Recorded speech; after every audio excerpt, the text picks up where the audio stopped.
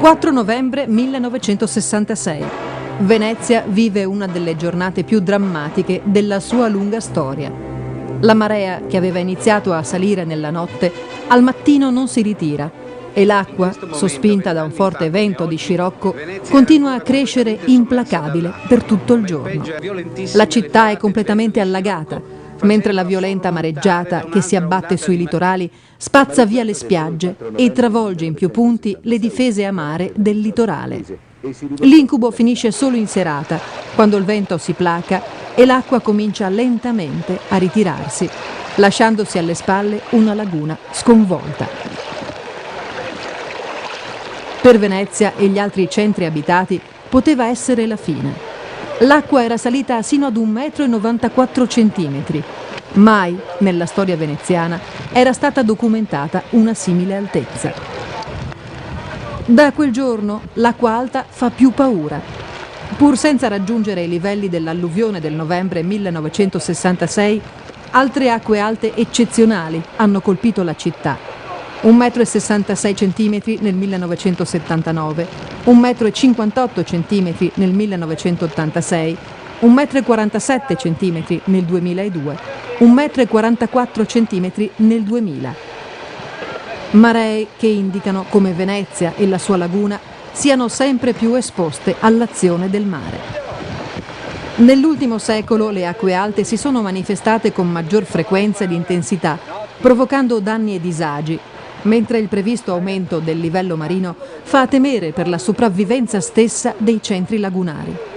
Quel mare Adriatico che, con il flusso e il riflusso della marea, consente la vita della laguna, diventa anche un nemico dal quale doversi difendere.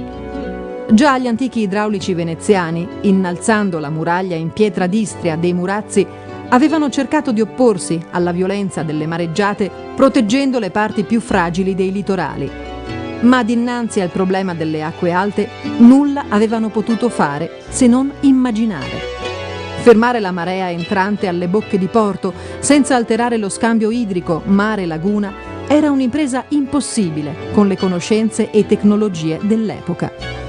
Perché l'impossibile si trasformasse in possibile, sono dovuti trascorrere più di 2 secoli dalla caduta dei Dogi.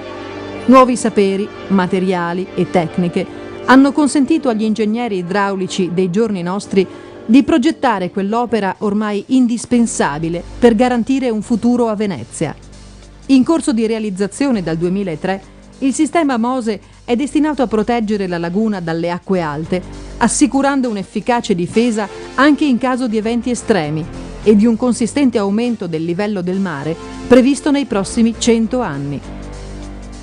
L'opera, in corso di realizzazione alle 3 bocche di porto del Lido di Malamocco e Chioggia, consiste in schiere di paratoie adagiate sul fondale che andranno a sollevarsi quando si annuncia un'acqua alta sostenuta. La barriera fronteggerà il mare sino alla conclusione dell'evento di marea, per poi rientrare nuovamente sott'acqua. Il sistema di paratoie a scomparsa non altera il normale scambio d'acqua tra mare e laguna e non interferisce con l'attività portuale.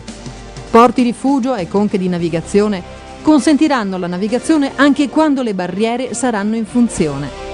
Grazie al MOSE e alle altre opere realizzate o in corso di realizzazione sui litorali e in laguna, Venezia e le altre isole saranno finalmente al sicuro.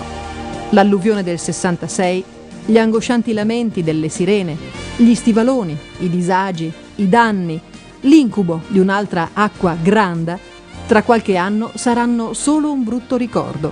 I veneziani non dovranno avere più paura del loro mare.